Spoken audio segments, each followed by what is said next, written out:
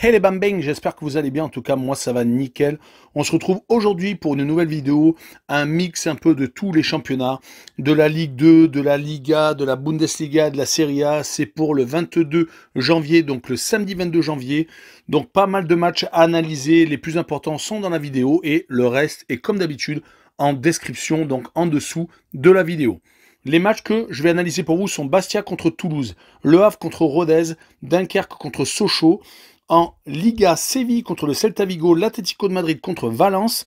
En Serie A, l'Inter de Milan contre Venise, la Lazio de Rome contre l'Atalanta de Bergame. Et en Allemagne, Hoffenheim contre Dortmund, le Bayer Leverkusen contre Augsbourg et Mönchengladbach contre l'Union Berlin.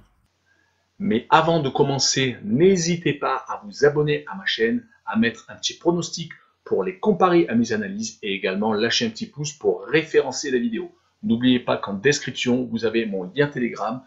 Vous cliquez dessus et vous nous rejoignez. Et tous les jours, je vous donne 2 codes safe et une code fun. Je vous donnerai sur chacune de mes vidéos un score exact et une code sécurisé ou fun par match analysé. Je vous recommande également de jouer mes cotes en match simple pour éviter des surprises lors d'éventuelles combinaisons malheureuses. Je vous donnerai mes codes sécurisés par rapport à des away no bet, home no bet, draw no bet. Ce sera surtout des codes sécurisés donc, et également des doubles chances et des plus ou moins un certain nombre de buts. C'est parti!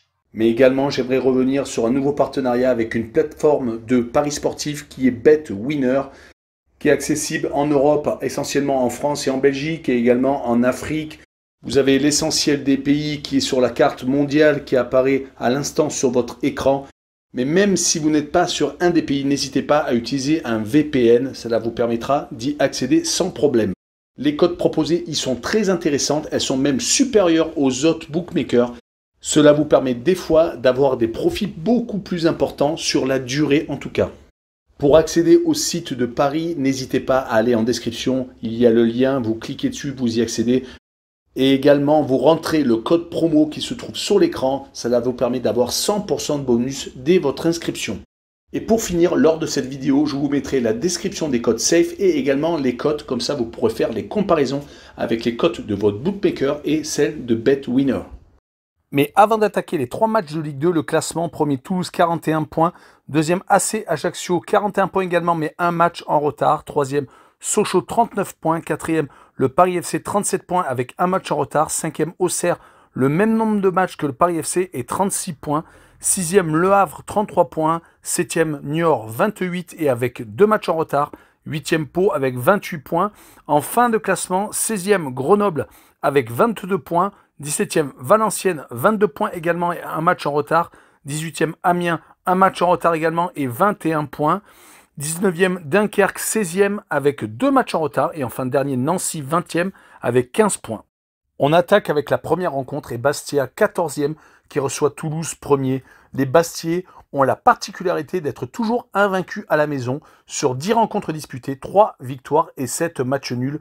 Leur changement d'entraîneur, il y a une dizaine de matchs avec Régis Brouard qui est arrivé aux manettes, a tout de même été bénéfique. Ils sont actuellement qualifiés pour les 8e de finale. Ils viennent d'éliminer Clermont, un club de Ligue 1, et sont qualifiés pour aller jouer à Reims lors de ce 8e de finale. À l'extérieur, par contre, c'est plus compliqué. Ils n'ont gagné qu'à 2 reprises et viennent donc de perdre chez le dernier Nancy. Ils reçoivent Toulouse, qui est sur 6 matchs sans défaite, qui a dominé la Ligue 2 pendant tout le début de la saison, mais qui s'est fait rattraper et qui est beaucoup moins facile actuellement. Il lutte avec l'AC Ajaccio, Sochaux, voire le Paris FC, Auxerre est un petit peu plus en retrait. Ils ont fait beaucoup trop de matchs nuls à un moment donné. Il reste tout de même l'équipe qui a le moins perdu et celle qui a la meilleure attaque. Ils viennent de remporter leur dernier match contre Nancy 4-0. Et à l'extérieur, on se rappellera qu'ils ont fait quand même 5 matchs nuls. C'est pour cette raison que je vois un match nul, un but partout entre ces deux équipes. Et je vois la double chance 1N, une cote à 1,76. On enchaîne avec Le Havre 6e qui reçoit Rodez 9e. Les Havrais ne sont pas au mieux à domicile. 2 matchs nuls et 2 défaites lors des 4 dernières rencontres. C'est totalement l'inverse à l'extérieur, comme beaucoup d'équipes malheureusement. S'ils étaient aussi forts à domicile qu'à l'extérieur, ils seraient peut-être premiers, même largement devant. Leur bilan à l'extérieur est de 3 victoires et 2 matchs nuls consécutifs, toutes compétitions confondues.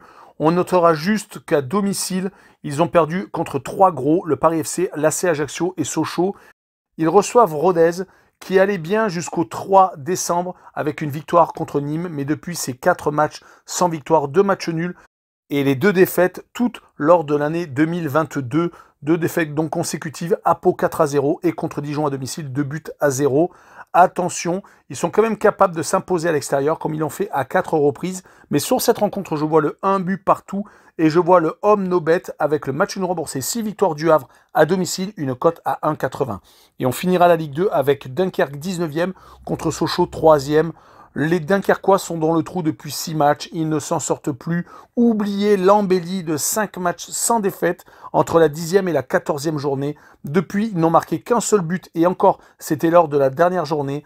Ils ont par contre craqué à 10 reprises. Ils en sont déjà à 5 défaites à la maison. Ils reçoivent Sochaux, qui est à la lutte pour le podium, voire peut-être à la montée directe en Ligue 1. Ils ne perdent plus depuis le 20 novembre, c'était à Toulouse, une défaite 4-1. Depuis, ils ont enchaîné 4 victoires et 3 matchs nuls, toutes compétitions confondues, et ils ont déjà gagné à 5 reprises hors de leur base. C'est pour cette raison que je les vois s'imposer 1-0, et je vois les 2 équipes ne pas marquer, une cote à 1,67.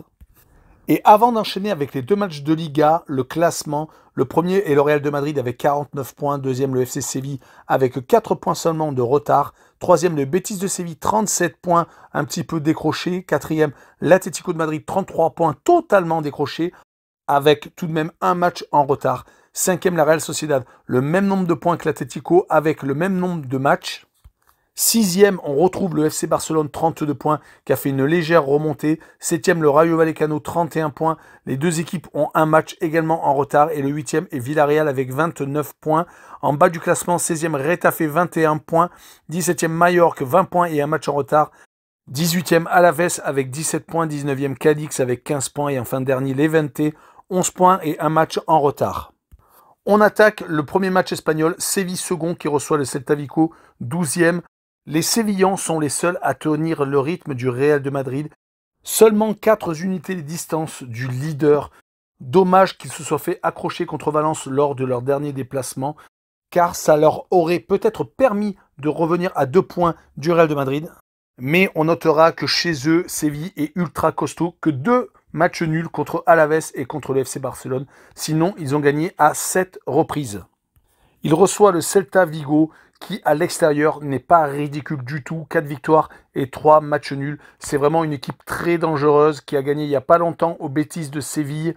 Ils sont d'ailleurs en train de bien remonter au classement car ils ont gagné à 3 reprises lors des 4 derniers matchs de championnat.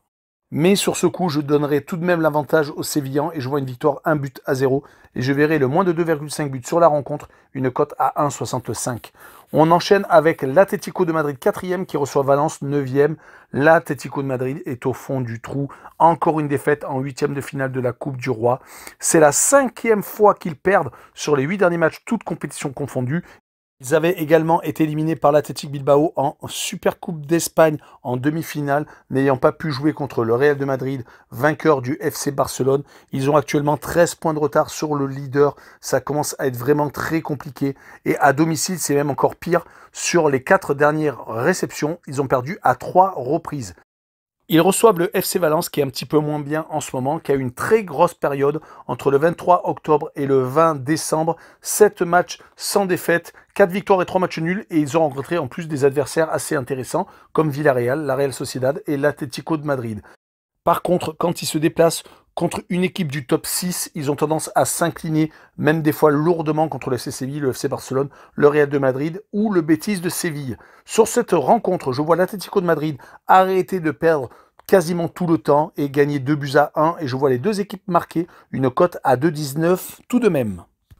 On enchaîne avec la Serie A et avant d'attaquer l'analyse des 2 rencontres, le classement, premier l'Inter de Milan avec 50 points et un match en retard. Deuxième, l'AC Milan à 2 points juste derrière son grand rival. Troisième, le Napoli avec 46 points. Quatrième, l'Atalanta de Bergame avec 42 et un match en retard. Cinquième, la Juventus de Turin, 41 points. Sixième, la Fiorentina, 35 points et un match en retard.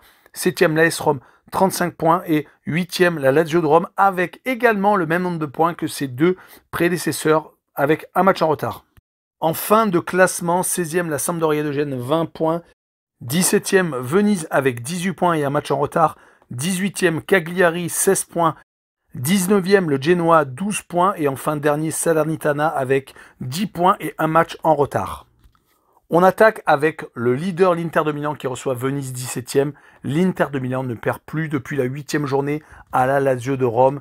Depuis, c'est assez impressionnant. 9 victoires consécutives, toutes compétitions confondues.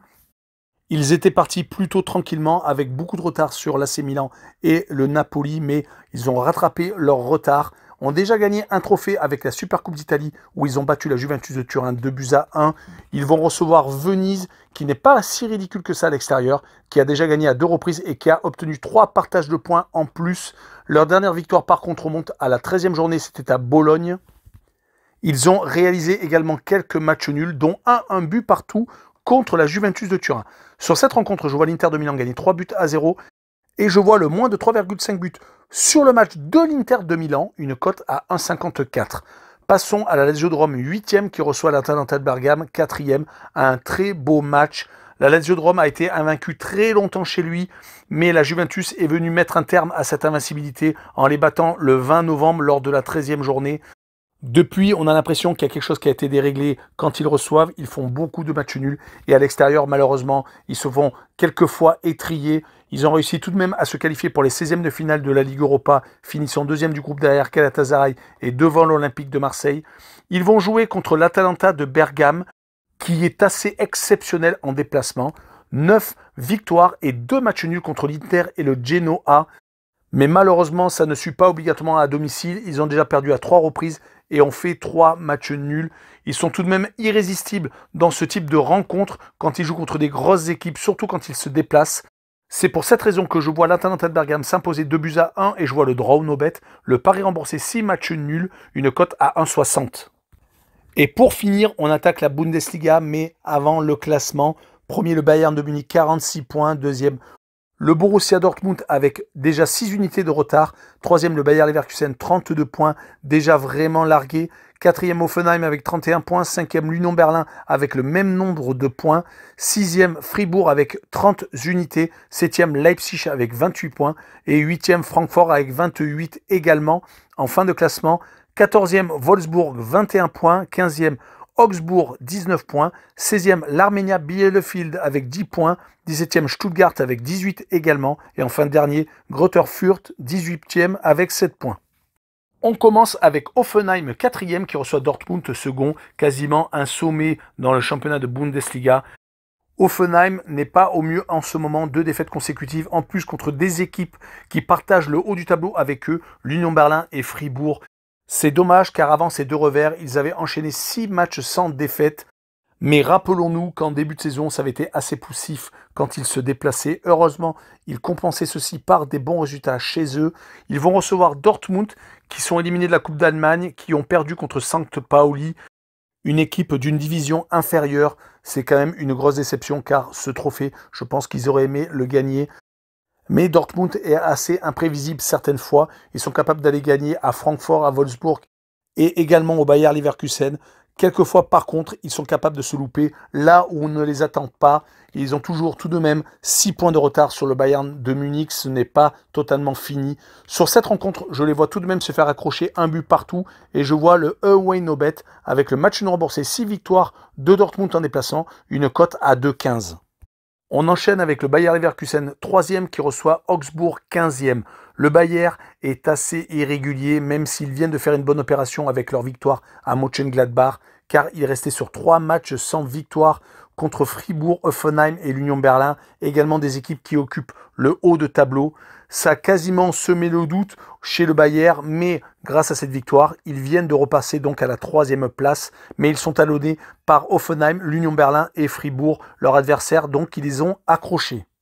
Leur adversaire du jour est Augsbourg, qui n'ont gagné qu'une seule fois en déplacement, c'était à Cologne il y a peu de temps, mais ils sont tout de même assez intéressants quand ils reçoivent, puisqu'ils ont été capables de battre le Bayern de Munich et de faire match nul contre Leipzig. Mais en déplacement, ils sont quand même beaucoup moins forts. Et sur cette rencontre, je vois le Bayer Leverkusen gagner 2-1 et je vois le plus de 1,5 but pour le Bayer avec une cote à 1,43. Finissons avec Mönchengladbach 12e qui reçoit l'Union Berlin 5e. Les coéquipiers de Thuram et de Plea sont totalement imprévisibles. Ils sont la bête noire du leader de Bundesliga, les ayant déjà rencontrés à 3 reprises, une fois en Coupe d'Allemagne et ayant gagné 5-0, et 2 fois en championnat, un but partout au match aller et une victoire à l'Allianz Arena qui avait été une totale surprise. Par contre, ils sont capables de s'incliner 3 fois consécutivement, comme c'est le cas actuellement, contre Fribourg, Francfort et le Bayer Leverkusen. Par contre, on notera que lors des 8 derniers matchs officiels, ils ont encaissé 4 grosses défaites. Leur adversaire du soir sera l'Union Berlin, qui est actuellement sur 5 matchs sans défaite, 3 victoires et 2 matchs nuls consécutifs. Depuis leur match de la 15e journée, où ils avaient, à la surprise générale, été battus par Greuther Fürth, qui n'avait pas gagné encore une seule rencontre. Mais par contre, on notera que c'est une équipe à prendre au sérieux. Leurs 5 derniers matchs étaient contre des équipes comme Fribourg, le Bayer Leverkusen, Hoffenheim et le Hertha Berlin. Un derby remporté en Coupe d'Allemagne. Sur cette rencontre, je les vois s'imposer à Mönchengladbach 2-1 et je vois la double chance N2, une cote à 1,66. Voilà, on en a fini avec cette vidéo un peu mixée avec 4 championnats différents. N'hésitez pas à aller en description, vous avez tous les autres rencontres. Il y en a exactement 8 au total. Ça vaut le coup d'aller voir et de jeter un coup d'œil pour les scores exacts et les codes sécurisés. Également, allez voir le lien de Telegram, le lien de BetWinner et le lien de Passion Sportive. Et surtout, abonnez-vous. Ciao les bambins!